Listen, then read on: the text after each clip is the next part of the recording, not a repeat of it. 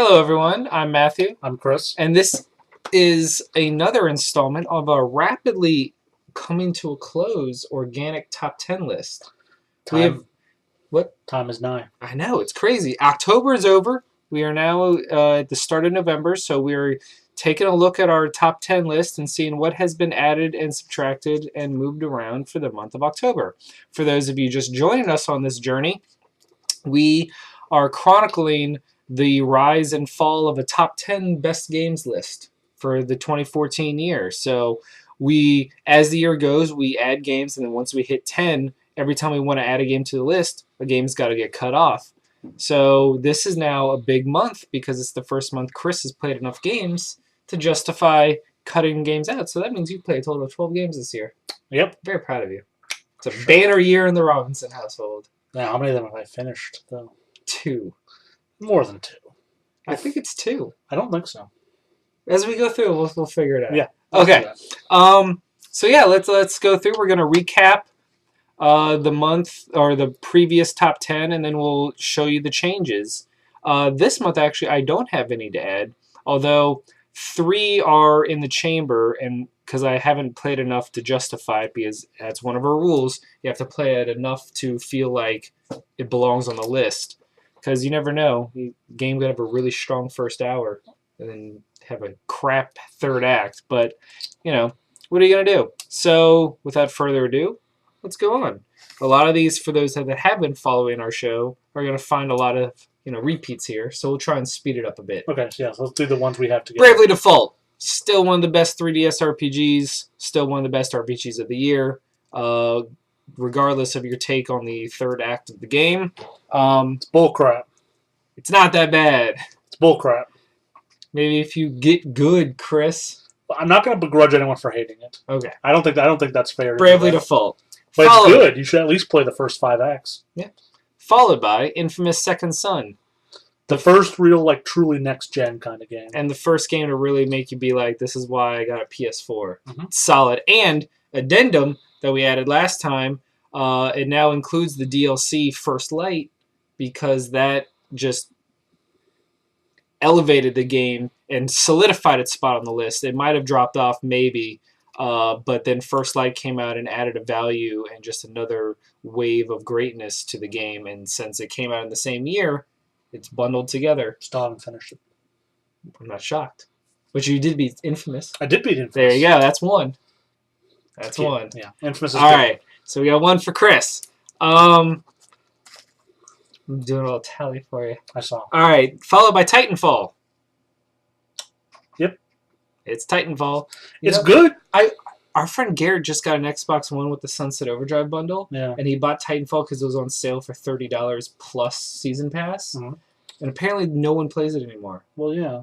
It's a really good game, but it has the depth of a puddle. I mean, it doesn't have anything. There's only so much you can do. I find it strange, though, because it was hoisted up to be the next Call of Duty in terms of that tentpole multiplayer-focused game. And it could have been.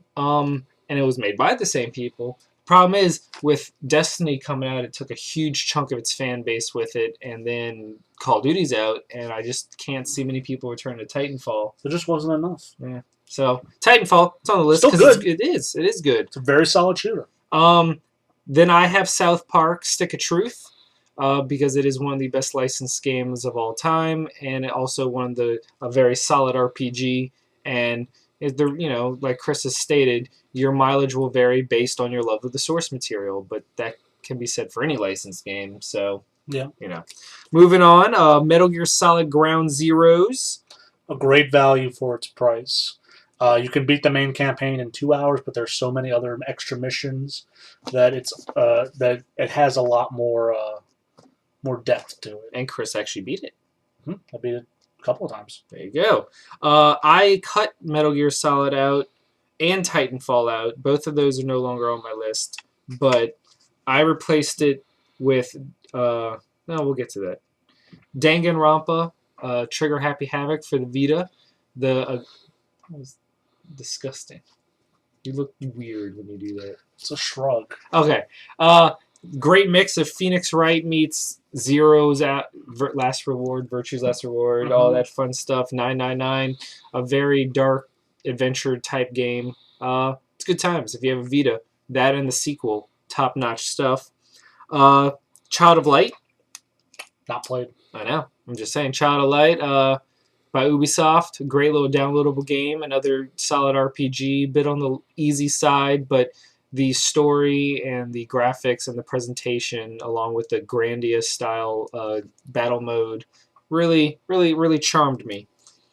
Then we have Transistor, which is still the best downloadable game of the year for me, and I am calling it right now. I'd have to be really blown away by something for another indie game to beat it.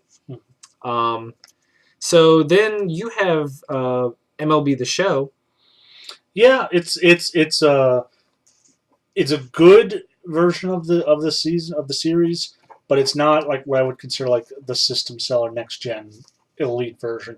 You could probably have just gotten the PS3 version and been just as content. Right. But I'm sure next year will be the true test. Yeah. I agree, but it's a good incarnation. Then we both have Watch Dogs. Yep. Which we've talked about ad nauseum. It was one of the most hyped next gen games, especially for the PS4, because it's pretty much became a de facto PS4 game with the exclusive content and everything. Solid game. I really dug it. Chris enjoyed it, but I was a much bigger fan. Yes. I got my platinum trophy in it. I sold my copy the other day. Okay. Yeah. It's a good game. It did suffer a lot from overhype. I think that's pretty fair to say. I wasn't thrilled with the mechanics and most of the story, but it's Assassin's Creed 1. So yeah, that's Watch the Dogs best way 2, to look at it. Watch Dogs 2, I mean, it's going to be the best. It's almost eerily similar because it came out around the same time in a console generation. It was the game with a lot of great ideas, but not the best execution. And then the follow-up sequel, which is guaranteed based on the monster sales of the first one. It was the top-selling new IP until Destiny came out. Speaking of Destiny, it's also on the list. I like Destiny a lot. God, it's so good. I've completed the main story. So you beat it? Yep. Oh, well, you can add another one to the list. And I've been kind of dicking around in the Crucible. Yeah. The first major content will be coming out in December. It's fun. It's a sneaky MMO, which I really enjoy. Yeah, and then when you get a group together with your friends, it's sublime. Then you had Valiant Hearts. Valiant Hearts is a great history lesson. Very simple kind of puzzle game, but I think its story is strong enough. And then I had Shovel Knight, which another really strong indie game, which merges the best of Castlevania, Zelda, DuckTales, and Mega Man into just a really love letter to the 8-bit genre of that kind of action platformer. Now, I don't have anything new to add. That is my 10, well 9, because one of them is something you're adding, so we'll talk about it then. So what are you, you last month used to have Banished. It was actually the first game on your list because it came out in January. And you have replaced it with what? The Legend of Korra. By Platinum for the PlayStation 4. Legend of Korra is a very good game for what it is, which is a $15 budget title. And that's what a lot of people, I think, are having trouble. Like the reviews for it are harsh. The reviews are way too harsh. I agree. Here's the thing. Here's the way I look at it. Because this is one of the games that I'm contemplating putting on my list. It just has. I beat the game. I'm almost done. When you beat it, you unlock pro bending mode and extreme difficulty, and you get to carry over all your data, and start the game as a full-fledged avatar. I'm almost done my second playthrough. I am almost also done my second playthrough. So the best way to describe this game to me is it's a licensed game. So no matter what the score is, add 1.5 based on your love of the franchise. Because that really helps carry you through a lot of the game, is your love of the show. That said, the battle system, everything down to the quick timing needed to do the proper counters and dodges, when the battles all start going, it really flows. So I think the biggest offender in this game is the camera. The camera's bad. I think my other issue is the enemy types aren't diverse enough. That is true. It's We very fought we diverse. fought the same three vendors for the entire game. You fight the same 3 benders, and then the 2 types of chi blockers, And the then tanks. spirits, and then some tanks. And the spirits. I mean, those are the only knocks I'll give it. I mean, I think the combat's good. Yeah, I think, and it feels good once you start upgrading your bending and you get more diverse combos. I think the new cutscenes are fine. I think it has the problem that Korra had with its first 2 seasons, where the story's not super great. Mm-hmm. But I mean, and here, the biggest problem for me, camera wise, was that fight when you're fighting 2 giant spirits. oh yeah, The camera just was a nightmare in there's that one. there's a platforming section in the Earth in Republic City, right after you get Earthbending, after you take out the tank, where there's a chest on some platforms, and I am finding it almost impossible to actually. I'm an itch. Almost impossible to actually like line up the jumps enough for it. It's once you get airbending, it's easy because you can double jump and airbend. It's but like the first part, it's just like the camera's just rough. Right. So but yeah, the combat though carries it, and it's a very solid game. So get it if you're a fan. It's one of the best licensed games, and for $15, there's no reason not to. Right. Now, I replaced Strider a couple months ago. Mm-hmm. You replaced it this month with the game that I replaced with Titanfall last month. Middle Earth: Shadow of Mordor. Welcome to the fold, my friend. I talked about this game a lot last month. Now I'll let you take the front. I wasn't going to get this originally. You were not.